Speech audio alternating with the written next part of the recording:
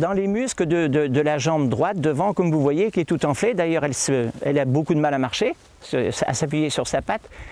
Et l'autre à côté, c'est le côté inverse, c'est-à-dire à l'intérieur, où elle a attrapé donc une décharge de fusil pareil, des plombs.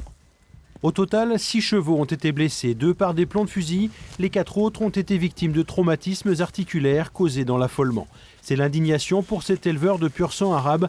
Dimanche dernier, des chasseurs sont entrés dans son champ sans se soucier des chevaux présents. Leur seul objectif, tirer des perdreaux, mais après quelques tirs nourris, si des cibles ont été atteintes, les juments en ont aussi fait les frais. C'est quelques chasseurs qui font ça et qui respectent rien.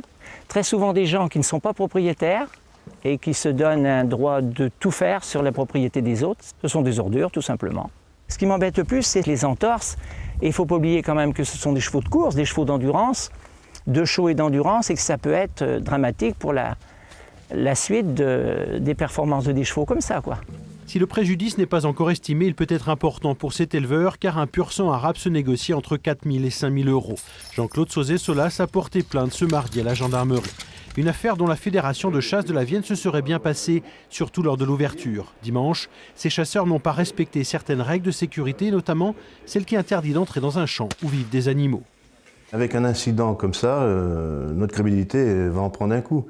Et c'est logique, alors qu'aujourd'hui, on met tout en œuvre. Sur la sécurité, c'est notre cheval de bataille, c'est notre point numéro 1.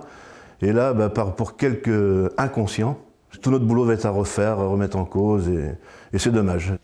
Suite à la plainte déposée par l'éleveur, une enquête de gendarmerie devrait permettre de retrouver les fautifs. Ils risquent le retrait de leur permis de chasse et le paiement de lourds dommages et intérêts.